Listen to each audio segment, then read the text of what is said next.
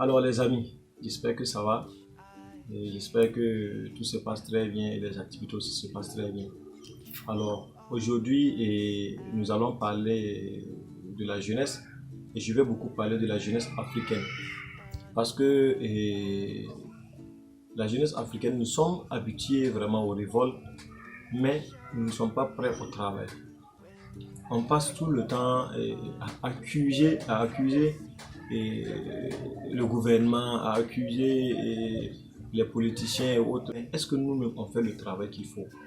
Parce que quand je prends par exemple, actuellement nous voyons que nous sommes face à une maladie qui est en train vraiment de ravager la population qui n'est vraiment pas simple, dont jusqu'à présent on n'a pas encore trouvé la solution.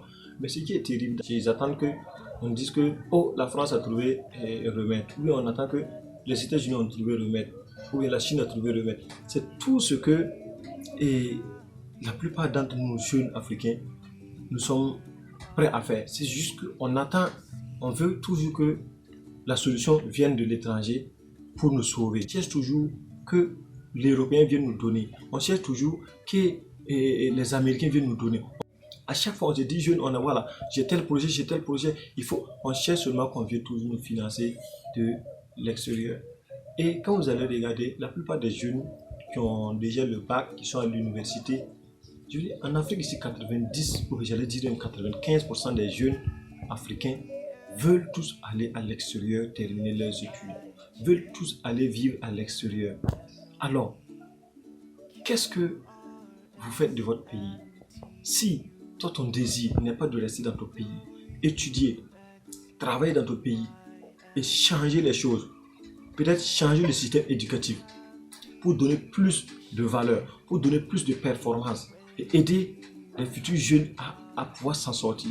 Mais ton objectif, c'est d'aller à l'extérieur. C'est penser toujours que non, l'extérieur est mieux que à la maison. Et si un jeune pense à cela, c'est terrible pour une nation. Quand dans une nation, la jeunesse pense que l'extérieur est mieux que l'intérieur, ce pays ne pourra jamais se développer. Ce pays ne pourra jamais s'en sortir, j'allais dire, de l'esclavage intellectuel ou de l'esclavage et matériel. Parce que vous cherchez tout ce que vous avez besoin de vous chercher. Imaginez actuellement, si la Chine, la France, et j'allais dire l'Europe, les États-Unis, ils ferment leurs frontières, ils ne vendent plus rien au continent africain. Vous imaginez combien de milliers de personnes vont mourir? Ce que nous exportons est tellement grand. C'est parce que nous-mêmes, nous ne produisons pas. Comment on peut comprendre que dans des pays où nous avons des docteurs, des docteurs chercheurs, et la maladie rentre, et on continue d'aller exporter du gel hydroalcoolique qui est simple à fabriquer. Vous voyez comment c'est terrible. C'est ça le sérieux problème. C'est parce qu'il n'y a pas la responsabilité qui est là. Nous devons nous dire que si demain, notre pays ne fonctionne pas, c'est à cause de nous. Si notre pays ne marche pas comme il faut, c'est à cause de moi. Quand tu te poses ce genre de questions-là, tu vas trouver les voies et moyens pour poser des actes qui vont aider ton pays à se développer.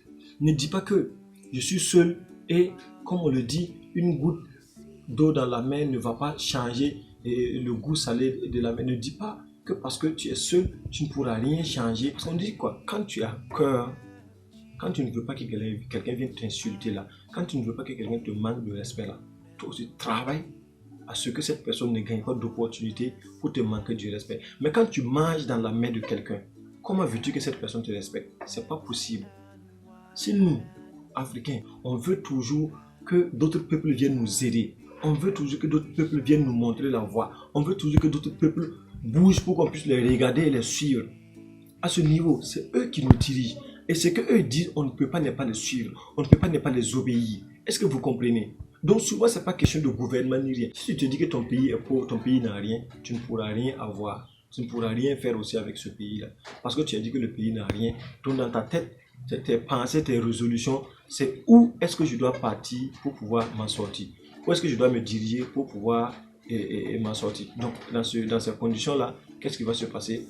Tu seras obligé de toujours chercher une porte de sortie pour aller en Europe, pour aller te chercher en Europe, alors que tu peux commencer ton travail dans ton pays, chercher à développer ton pays, chercher des petites activités pour développer ton pays.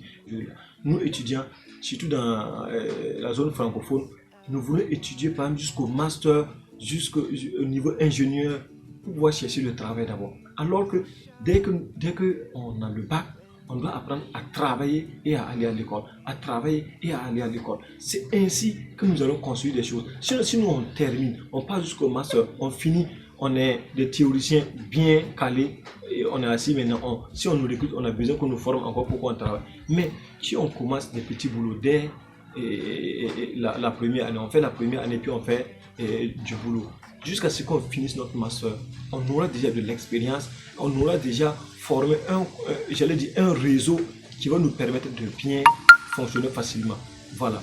Donc, j'interpelle la jeunesse africaine à beaucoup plus de travail. Arrêtons de parler, de trop parler, arrêtons de trop critiquer, arrêtons de trop se plaindre des conditions. Mais lèvons-nous et cherchons à changer les choses en se posant la question: quelle est mon importance pour mon pays? Qu'est-ce que je dois faire pour mon pays? Qu'est-ce que je dois faire pour aider mon pays à se développer? Ce sont les questions que nous devons nous poser. Et si on se pose ces questions, on va trouver des solutions. Et quand on va trouver des solutions, on ne peut que sortir, j'allais dire, de cette pauvreté. De ce côté, je vais interpeller ceux qui ont pu entreprendre et qui sont devenus vraiment des hommes riches à soutenir les jeunes pour pouvoir s'élever. Parce qu'être seul riche, ça n'élève pas le nom du pays, ça n'aide pas le pays à se développer, mais aider un réseau, les jeunes qui sont autour de toi, à se développer en les aidant avec des conseils, en les aidant avec certains financements pour les permettre de mettre leur entreprise en place,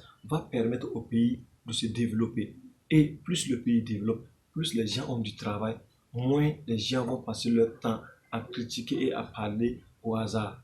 Et plus on va se mettre au sérieux, plus on va travailler, on va se développer. Et plus il y a la concurrence, plus le pays se développe et les produits deviennent meilleurs. Et ce que nous produisons, ça sera beaucoup plus de la qualité. Et j'interpelle aussi le gouvernement et les grands entrepreneurs à beaucoup faire plus confiance aux sociétés de leur pays.